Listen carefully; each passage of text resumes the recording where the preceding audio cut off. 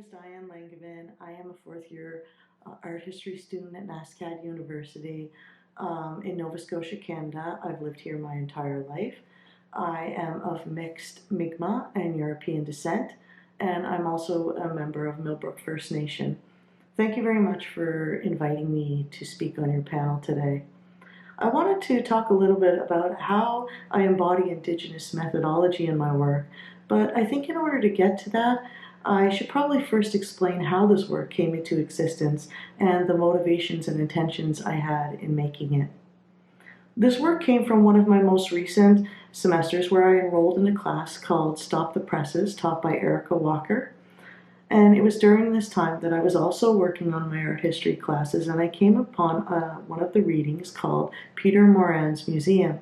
And it was within this reading that talked about the artist's method of recording his song on his drum.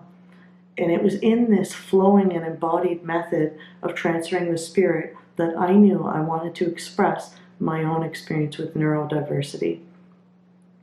As we're all working from home during the pandemic, some of our assignments were not just notions of aesthetic importance, but also realistically what we had access to. So this course involved a certain sense of ingenuity that placed me directly into a position of thinking outside of conventional norms. This wasn't a completely smooth transition for me, and through this process, I used a lot of paper and I experienced a lot of failure. From the beginning of this work, I was attempting to convey a feeling that is at times very logical and very illogical simultaneously. For me, this is a feeling of anxiety, at times making perfect sense, and at times just being simply bizarre and even disenfranchising.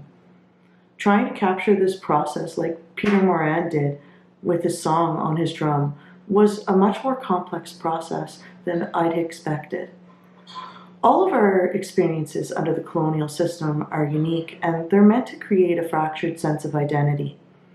I think a lot of people who experience what is known as mental illness could attest to a sense of fracture, displacement, or an expectation to continue on with societal norms or be labeled and dismissed.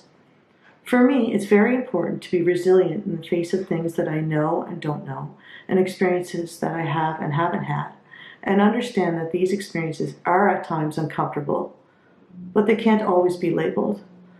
They're unpredictable, and also they're somewhat unique. And that is something that I want to draw attention to in my work.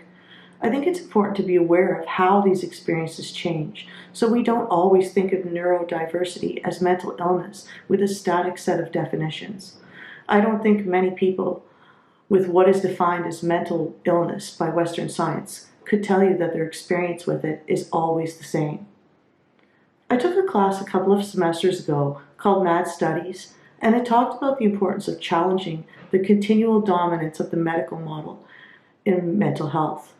And that directly placed me into a position that I had a very specific experience with, being someone who has been a patient of the medical model, and also realizing the significance of this model in relation to my lived experience. I realized that this model doesn't address the legacy of colonial dominance that categorizes many of us in accordance to a specific set of effects. Perhaps liberating the stagnant and stigmatized term mental illness itself would be a very powerful way for those of us labeled under these systems to be heard. By reevaluating these concepts that we think we understand, we can educate ourselves and learn about what is actually happening in our communities and how these issues intersect with other complexities. So in a sense, my work reclaims my mental illness label and challenges that separation from mind, body, and spirit, because it recognizes all of its moving parts through its process. So all of these ideas were coming to me, and I knew that all of this was very important for me to convey in my work. So I began to think about my process, and specifically of how we come to understand mental illness as an illness, and not a place of intersection or connection to something else. We see it as an illness of the mind, and just the mind, and not the body or the spirit.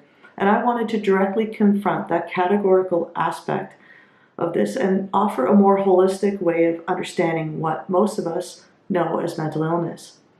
As I considered how impossible that was for Indigenous people who have a more holistic way of knowing and being in the world, I could see that my work was very important. So I knew I would create a color palette to express the connectedness and fluidity through the set. I ended up deciding on 9 prints, and that number seemed to work very well with how I wanted to exhibit them. I feel like the effects of what is known as mental illness can be described as a blanket effect, where people can be labeled by community, and I wanted to address this by using a material for my work. I researched methods of wrapping and I came up with a method that completely closed the object in within all of its sides, allowing me to get the most information for my print. By using a pillowcase, I wanted to reiterate not only this encompassing feeling of uncertainty, but also my own personal experience where I often end up, which is my bed. I used food that I've often turned to, and I think many people could say that they've turned to in times of anxiety for comfort. And I used an object that I enjoy, and I love to use these kinds of objects in my work. So I covered it with food, and in the moment of experiencing anxiety, I wrapped it using my chosen wrap method, and I created a living document of my experience on this pillowcase. The pillowcases still exist today, and through post-digital print methodology, I've combined and converted them into the work you see behind me, which is basically a large-scale photograph. One thing I noticed when I created these works was the fact that my senses were redirected in this process to the wrapped object, and I noticed a shorter overall duration of my sense of anxiety. By employing more than one of my senses, I was able to work in a team-like manner to get to a healthier overall place. And this proves the idea that the mind does not work separately from the body or the spirit. These things are interconnected.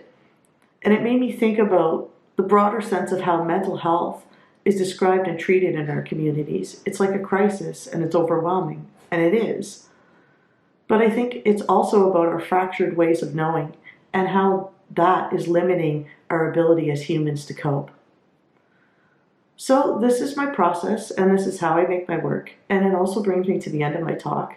So I just wanted to thank you for listening to me, and I hope you like my work, and thank you very much for having me on your panel.